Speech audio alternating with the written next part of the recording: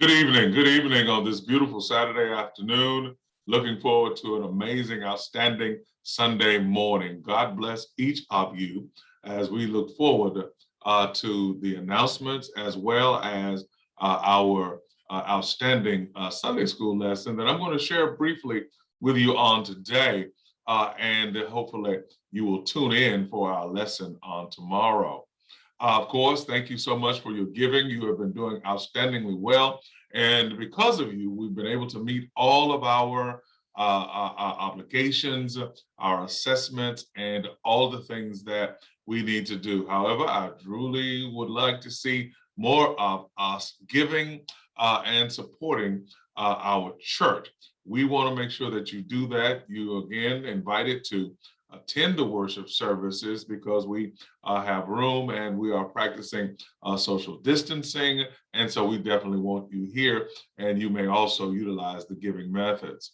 Of course, the district Sunday school every Sunday morning, outstanding opportunity to learn. In fact, on tomorrow morning, October the 24th, I will be the guest teacher. Looking forward to you all being a part of that as well. Listen, every Sunday morning at 10:45, we are here. We're on Facebook Live and we are on YouTube Live. And some of you are faithful in doing both. On last Sunday, I was so happy to see Mrs. Pouncey in the sanctuary, in the worship service. Thank you, Cassie, for bringing her and allowing. So I want you to know that the sanctuary is a safe place for you to be for our in-person worship. We will maintain the virtual worship opportunities throughout. It is a part of who we are now. And however, please come in and join us in the worship experience. Last week, the communion service was unique, but it was beautiful. And definitely want you to come in and be a part of our worship services. Of course, I'm saying this once again, make sure that you take the vaccine.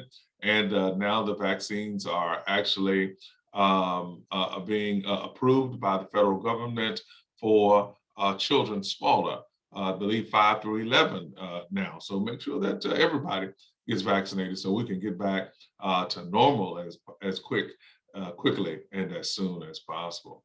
Of course, I want to thank those persons and congratulate you on having your birthdays. Cassie Hardiman, who I just mentioned, Chris Hardiman, Serena Johnson, who had a birthday, Sean Hall, Enrica Gladney, happy birthday there, Enrica, Dr. Colonel Baisley, Katrina Jackson, God bless you, Katrina. And I believe your sister had a birthday as well. And Blake Gladney there, who had a birthday. And I believe Blake is in middle school now, outstanding. And we're very, very proud of you as well there, Blake. Let's go ahead into the Sunday school lesson. The joy of worship. The joy of worship. The worship service itself is the centerpiece. It is the center. It is the epicenter of all that should take place as it relates to our connectivity to God and our connection to God. You're familiar with this text, Psalm 84. You've heard it sing, you've heard it read, you've heard it shared. We sing a song around here called Better is One Day in Thy Courts Than Thousands Elsewhere there. So just let's talk about this term joy and then worship. Is worship a joy for you? It should be, because the house of God is to be a joyful place, an enjoyable experience. Now, in the semantics, there are some who might say, well, maybe it should not be fun, but but it should then be enjoyable, because fun takes on a loose, perhaps irreverent connotation or denotation. However, enjoyable ought to be an enjoyable experience, not a drudgery where I came in with nothing and I left with nothing. Psalm 84, this was interesting to me. The authors associated with Psalms 84 are the Korahites. And the Korahites were set aside for the service of God in 1 Chronicles 9:19. They were placed in charge of the worship or works of service, and they were the keepers of the thresholds. They were the doorkeepers of the gates of the sanctuary. It was a long-held position for them. So they speak with experience about the blessedness of dwelling in the sanctuary. Happy are those who live in your house, who ever sing your praise. But then I look back here at something, this Psalm 104, I have Psalm 107 there. But in the book of Numbers, Korah and others lead about 250 men to revolt against Moses and Aaron. The purpose of the revolt was to bring about a change in leadership. And as the leaders of the opposition stood outside their tents, the ground opened up and consumed Korah and others. Only a few of them would survive, and the few who survived found grace by being spared and being assigned to be servants in the sanctuary. This provides a meaning to the praise of Psalm 84:10. They sing from their experience of how it is to be better to be a servant in God's house, rather than to be in the tents of those who oppose the Lord and his word. This lesson is talking about joy, but we're going to talk about passion. There ought to be a passion in our worship, because without passion, worship becomes dry. It becomes routine, boring, and predictable, and keeps the form while lacking the spirit. Insufficient planning by leaders, apathy of worshipers, poor quality music, unkempt facilities contribute to an experience that people approach with a sense of obligation rather than joy, and worship will lose its passion. I'm going to talk about that more tomorrow in the lesson there. So let's go ahead there. In spiritually alive communities, there's a palpable air of expectancy. As people will gather, there's a vibrant curiosity about how God's presence will become known. The musicians, the readers, the greeters, and everybody gets there early with care and eagerness as they prepare, encouraging one another. They genuinely delight in each other's presence. Even though the gathering may include guests, it may include other people, but it does not feel like a cloud of strangers or a group of strangers. The leaders and the worshipers expect something big to take place, and they're eager to be a part of it. And that's something I want to talk about more on tomorrow in the actual lesson. Hopefully, we'll get a chance to record that. In fact, I will record the lesson, I believe I can, from my end, and I will, and share it with you. Psalm 84 for the choir director. A psalm of the descendants of Korah, I just told you, to be accompanied by the stringed instrument, the violin, the lyre, the harp. How lovely is your dwelling place, O Lord of heaven's armies.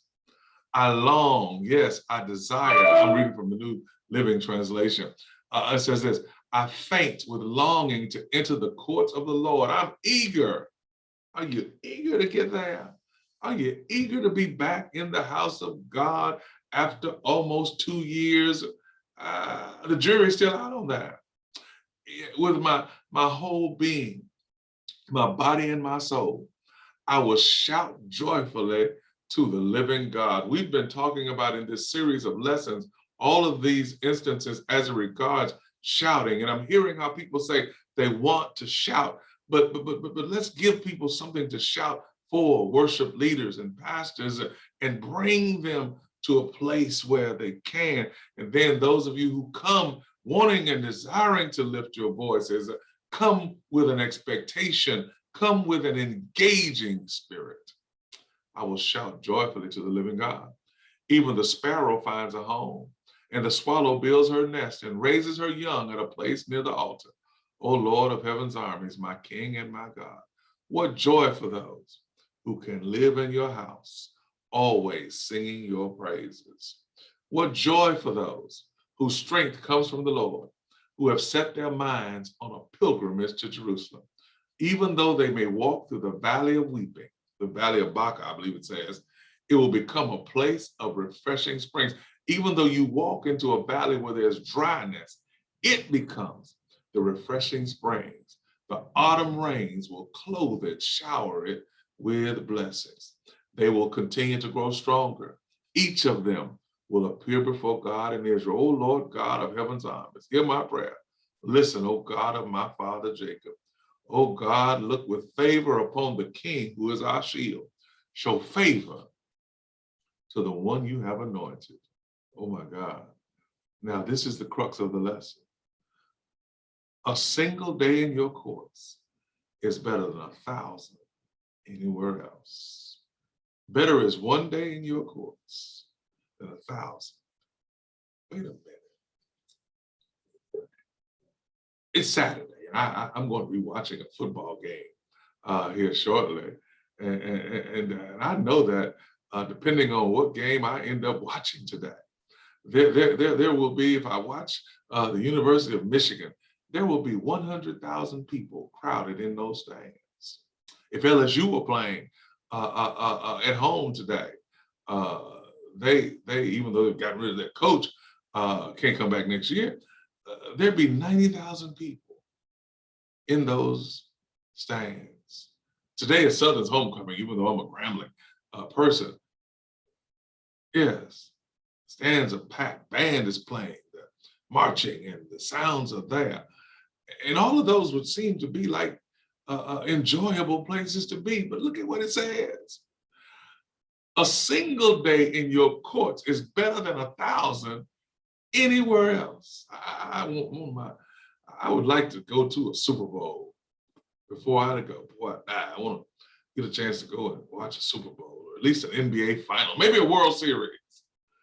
But one day in your courts, it says it's better than 1,000 Super Bowls, 1,000 World Series, 1,000 NBA finals sitting on the front row in the Staples Center. Yes, rather be a gatekeeper in the house of my God than live the good life in the homes of the wicked. Two sentences there. A day is better than 1,000 anybody anywhere else. And I'd rather be a gatekeeper in the house of my God than live the good life in the homes of the wicked. Oh my God, there's so much there. For the Lord God is our sun and our shield. He gives us grace and glory. The Lord will withhold no good thing from those who do what is right. That's a word right there for somebody. The Lord will not withhold his blessings from you when we do what he says and we honor what he says. Oh Lord of heaven's armies, what joy there is for those who trust in you. That's why when you come to God's house, you ought to be joyful. That's why when you get to God's house, you ought to be rejoicing. That's why when you think about God's house, you ought to get happy. Look at what these verses say. One day in your temple is better than 1,000 anywhere else. One day spent in your temple is better than 1,000 anywhere else.